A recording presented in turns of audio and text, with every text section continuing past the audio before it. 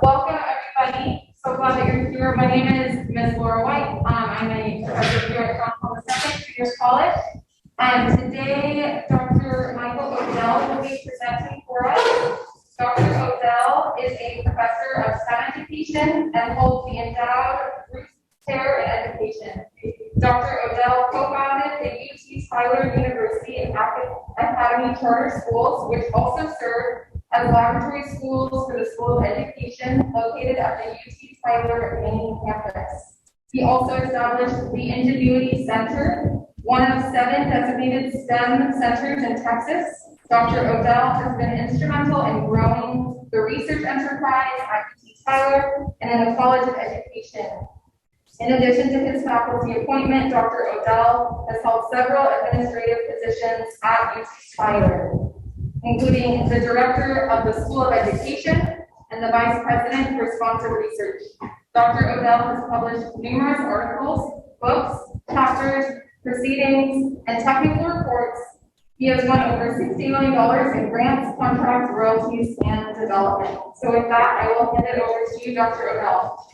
Well, it's a pleasure to be here. Thanks for inviting me. I recognize all of us come from different disciplines, and so I tried to pick a topic that would be useful to everybody. We don't really, in the U.S., use the word tertiary education, but I've adopted it for this meeting. And today we're going to talk about one of the things I think that really came to our attention is how unprepared we were in education for this pandemic and all the areas that we could improve in the future. And the question is, how do you improve? And you'll go to meetings and you'll hear lots of things about, we need to do this, we need to do that, but I'm not sure that's always the case. And so, as it was mentioned, my background is STEM education. I primarily work in the K-12 arena, in teacher preparation. But I also have a joint appointment in engineering, but I am not an engineer, okay? And my role over there was to help improve engineering education, okay, which is a very different animal than teacher education. And so I'm going to introduce you, and maybe you know something about this, but we are going to talk about improvement science. And for those of you in the room, if you could, I have a little thing here. If this is brand new to you, hold up one finger. If you're familiar with this, hold up 2 fingers. If you've actually used some of the improvement science methodologies, by the way, it came out of the health industry or the health fields. And then if you have experience leading or coaching others, so just show your hand. And I'll show mine right now. I'm a 4. I don't think I'm an expert. A 1? It kind of looks me to where I need to talk about. Okay. All right. Perfect. And then I'm looking 1 or 2. Okay. Okay. Let me figure out how to get rid of this thing. There we go. All right. So everybody, no matter what field you're in right now, is trying to be data driven. We all want to be data driven. Of course, I'm the kind of person that always says, are we looking at the right data? And so I'm not convinced we always do.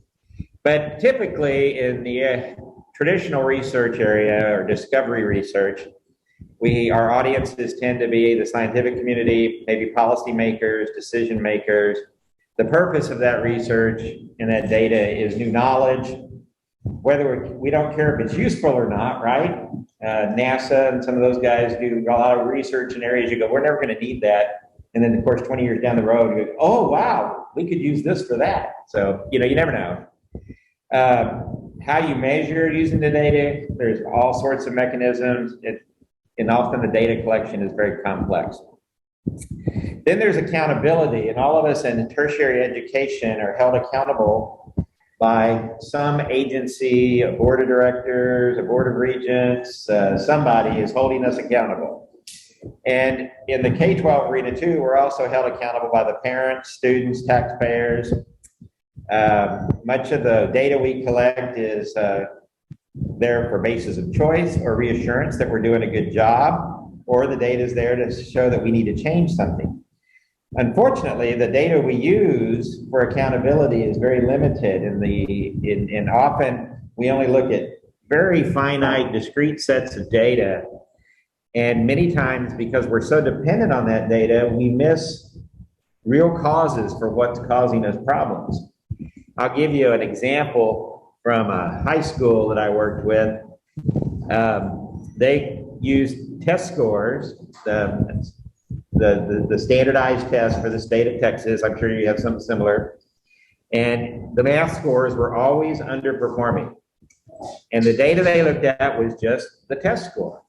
And the test score showed that about 30% of the students never passed the test. And so the administration said, you teachers have got to do a better job. You're not teaching. So they put them in all these professional development programs. They bought them new materials. They made the kids go to tutoring. Still had the problem. So I was there and we were going through the data and I said, well, have you looked at other data? And they were like what? I said, well, let's look at all the data. Let's look at discipline data. Are those 30% of students in class versus in the office because they're in trouble or suspended or absent because they're sick all the time? Well, it turned out after we looked at various data sets, the 30% of the kids weren't coming to school for one reason or another, or were in in-school suspension or something like that. And they were focused on trying to make the teachers fix a problem they couldn't fix. It had to be fixed at the policy level. So what they ended up doing, of course, at that point was if the kid wasn't at school, they got on the phone and said, where's your kid? And then if they got in trouble, they figured out a different way to get the kid in trouble without making them miss class, okay? And so the best punishment for getting in trouble in math was still having to go to math. And so, so keep in mind that in accountability, we often look at very narrow data sets and there's other things that answer the question. And that's not always the case, but just be aware. Then there's organizational learning. All of us belong to organizations. And in this case, you know, there might be managers at a company, in a school district, there's district leaders, or in government, there might be government leaders, there's principals, teachers. And in my area, you know, we really want to understand the process of student learning. Because the process, and we'll get into why the process is important, the process really is, we can't fix most of the things we want to find solutions for, but we can improve them. Solutions are hard, and school districts and politicians, you know, they have a disease. I call it solutionitis. They want a solution for everything, and you know, they'll buy some new textbook and say that's our solution, and of course it's not the solution because we all know it doesn't work out that way. Or we need a new internship program in our engineering program that's going to fix the problem of our kids getting jobs. Maybe it will, maybe it won't, but the idea is you got to learn. But what we want to do is we want to have an ongoing data process in our organizations that help focus what we're doing, provide a baseline, and really it's evaluation research. It's not discovery research, it's not integration research, it's really a constant evaluation process. That means the data you collect needs to be a few good things, easy to collect, but you're doing it frequently. You're not doing it once a year when the state test comes out or whatever it is, or, you know, so anyway. So how does organizational learning lead to improvement? So that means we have to get all the people in the organization together. That means from the top to the end user, which in a K-12 situation includes talking to the students, okay? Many times you find out why kids don't think something is working, and they actually have good feedback. Now there's some kids you talk to, of course, that nothing works. You know, it doesn't matter what you say to them, but all right. So one, all improvement begins with the idea that we're not happy with the status quo at our organization. We all think something could be better, okay? And we've all been in meetings like this, right? Where we are going in there talking about, you know, we've got to get this fixed. We got to get better student outcomes. We've got to have a better program. We got to get more kids in the pipeline. We can't recruit enough kids. Doesn't matter. Teachers are leaving, or we're losing personnel. Professors are leaving. We have a retention problem. All of those problems require discussions from everybody. here's the one I think that's really hard for senior administrators to understand. The system you have is designed to get the results you get. If you're getting low math scores, your system is designed to get low math scores. If you have a low graduation rate, your system is designed to have a low graduation rate. Coming to that realization is very hard for many people in an organization. Okay? Now, if we're happy with what we get, I guess that's okay. But by and large, in the world of improvement science, your system is designed to get exactly what it gets. Okay?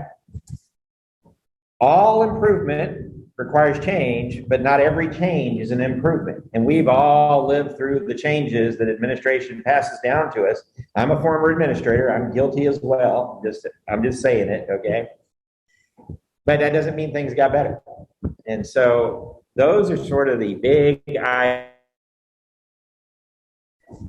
Here they are. These three things are the big ideas in summary. All improvement begins with dissatisfaction with the status quo. And we heard lots of stuff in the morning sessions to say there's a lot of areas that need to be worked on. So we're not happy, okay? We got to get it fixed. All right.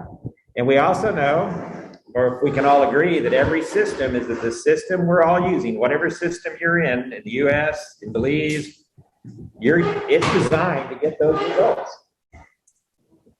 And all improvements require change, but not all changes are improvements. Okay? So anyway, those are the big, if that's all you get out of this today, those three things, you've got it. Okay? All right. So how do we go about improving our organizations to get the outcomes we want? All right. Well, you have to have robust mechanisms in place. And to do that, you have to think about the processes that are going to influence what you do, the structures of your organization and the norms of your organization. Now, many organizations, especially when it comes to norms, they do live a certain way, and that's going to be very, very hard to change. But that may be where the change needs to take place. So we'll keep going here. So in a standard system, if you look at the graph on the left, in a complex system, you get all the data, typically you get a bell curve, right?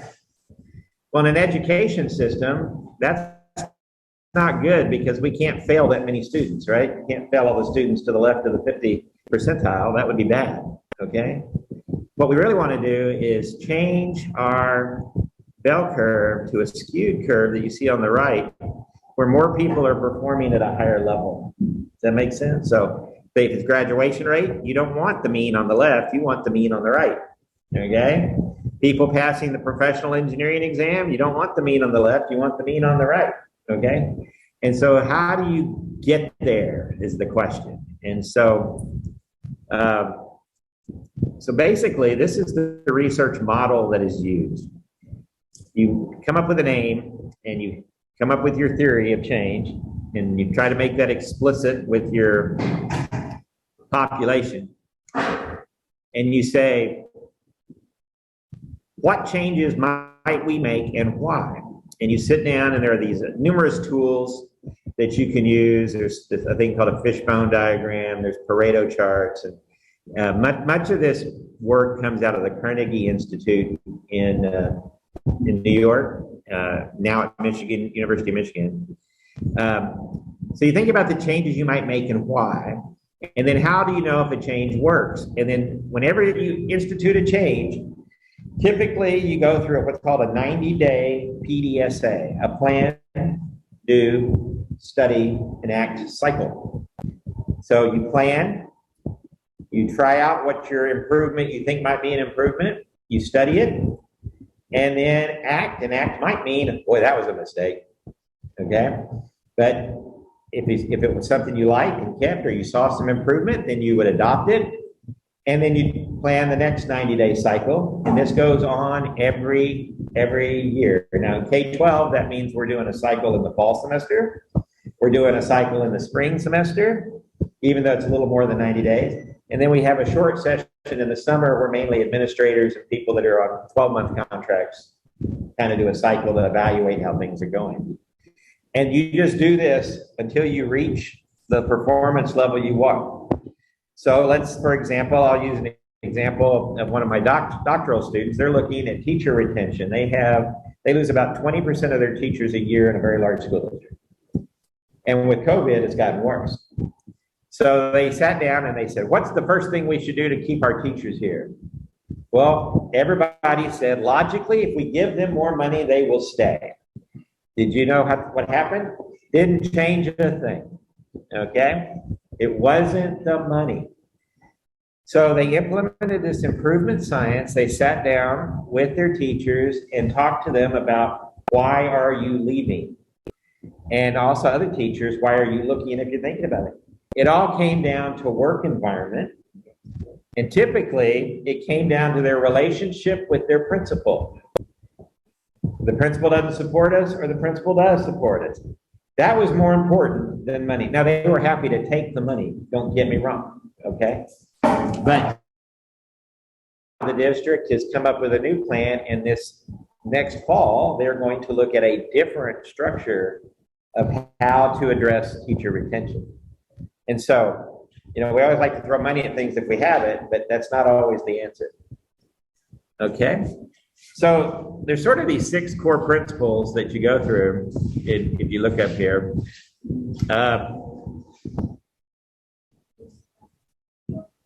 So you want to see the system as it is, and then you want to embrace that system in a sense that we want to fix it. You're going to learn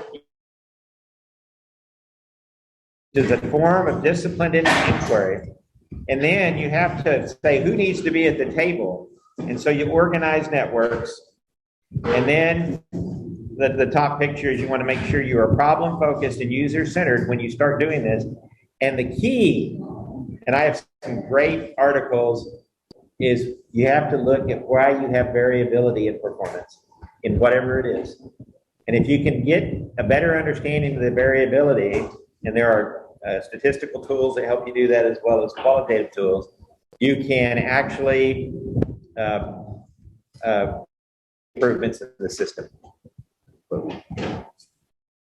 So if we want to jump into what this cycle looks like, in the planning phase, you say, well, what's our change going to be? What do we predict is going to happen? Okay. And then we start planning how we're going to conduct the test and measure it. Now, remember, we don't want to create a bunch of new assessments or anything. We want to use data that exists if we can. So let's say I want to fix the curriculum, I may just look at student artifacts to see if, not just test scores, but actual look at work and see what they write on paper and how they explain themselves. So once you've got it planned out, then you start to execute your improvement. You collect data on it, you document, you observe. One of the problems we see in education, and I'll use reading as an example. Oh, we use accelerated reader. I'm just picking a curriculum out of the hat in the US, and it doesn't work. But then you go observe teachers using the accelerated reader and students using it, they're not using it the way it was intended. The issue wasn't the curriculum, it was the fidelity to the implementation. I'll make sure they get a copy of this so you guys can all have it. All right. And then, and so that's the do, and then you're going to compare the results to your prediction. If it didn't pan out, you don't keep beating the dead horse and doing it over and over again, which is what we tend to do in education. Instead, you're going to come up with a better idea, but you're going to discuss what you learned. So then when you act, you say, what's our next step? We're either going to adapt, adopt, or abandon. Most times it's an adapt. Sometimes it's an adopt. And actually, a lot of times it's an abandon. And so this is, if you can build this as a cultural norm in the organization, you can work to continuously improve. Doesn't mean you'll ever find the total solution, but you may get to a point where you say, okay, I think we're good enough in that area, we'll move to something else. Okay. So the idea here is that you have a working theory, you collect data, you do discipline testing, and it's just sort of a cycle that you go through.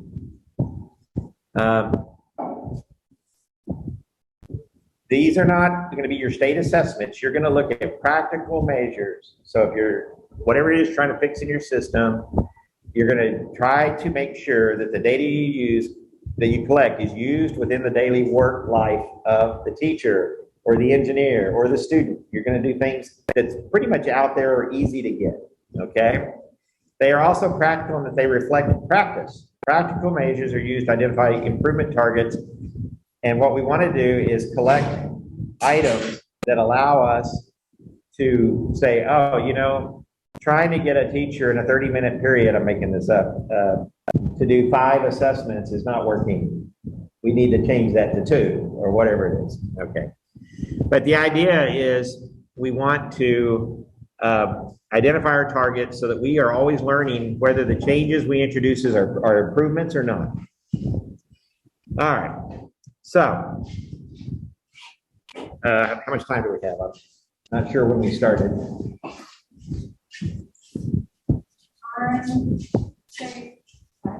5 minutes? All right, we'll skip the, so I'm going to kind of summarize, okay? Now I do whole courses in this sort of stuff, so, But think about your organization. And everybody, so, I'll use an education organization again. You got a principal, superintendent. They all see and focus on different parts of the whole organization. So I don't know if you can see all these scientists and people are blindfolded, and they're trying to decide what the problem is. And as you can see, they just depending on where they are in the organization, they have a different view of what it is. So when I talk to school teachers, they tend to have a view of their school and classroom. When I talk to principals, they tend to have a view of the whole school. When I talk to superintendents, they have all these political views and all these other things. So it just depends on what your role is. But we often don't put all those people in a room to talk, and we need to do that, okay? And so I know that was a short introduction. Originally, this was supposed to be an hour, and they changed it to 30 minutes, and then blah, blah, blah. But the idea is if all you get out of it are these 3 ideas, and that there is a organized way that all improvements begin with dissatisfaction, that's not usually a problem with folks. Every system, number 2 is the hard one, especially the boss doesn't like to hear that their system is designed to get the results they're getting. And all improvements require change, but not every change. And the research methodology is this, okay? There are whole books on this. In fact, I carry 2 in my suitcase because I'm teaching a course in this right now online. And so I have to, even though I've read the books a million times, they ask questions, I have to go back and look at what they say. So anyway, I'm open to any questions, comments, but it can be used in any field. Like I said, it came out of the health hospitals were the ones that initiated this. So it came out of the medical field, has been adopted by education, engineering, and other fields to help improve their organizations. All right. Yes, sir. In your last slide, you showed things to consider. I suppose each person will look at it based on what perspective they might look at. And that's why it's important to get them around a table talking to each other. Because many times a superintendent won't understand the culture of the school, or I'll tell you the example I always use. In the U.S., we have some school systems that are very large. They have, 100,000 students, okay? And this part of town is rich. This part of town is poor. And they try to do the same, standardize everything, and they want to do the same interventions at this rich district as they do at this poor part of the town. And my view is what they should do is they should look at the feeder pattern. High school that's poor and look at all of its schools that feed into it and say, what does that system need versus the big system, because the big system is too big in this case. Does that make sense? And the kids that are wealthy have a different set of needs than the kids that are not wealthy. But part of that's just, I want everything to be standardized and the same and et cetera, et cetera. And so, yes, ma'am. I just wanted to ask, I take it then that it has been shown that it takes about 90 days for the cycle to show some results. Right. About 90 days. And there are templates that Carnegie has that can help you implement these. Now, most of their stuff deals with schools. There's also, if you go, there's a whole website for the health industry that has this as well. And they did it to improve outcomes, like if you put someone on a ventilator for a certain amount of time, you get a better outcome than if you do this, then they create procedures. So, well, it's been a pleasure. Yes, sir. It's interesting that you should say that because the whole concept that is in our head is that we have a habit of one fits all. That's right. You know, and for example, our institution is in the south side of Belize.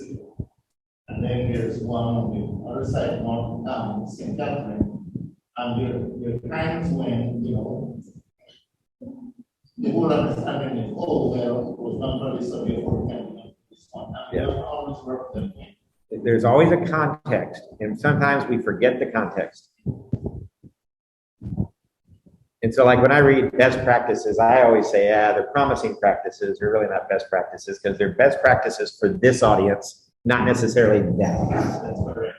So, all right. Well, I think I'm getting into the next session's time if we're not careful. So thank you for coming. I appreciate it.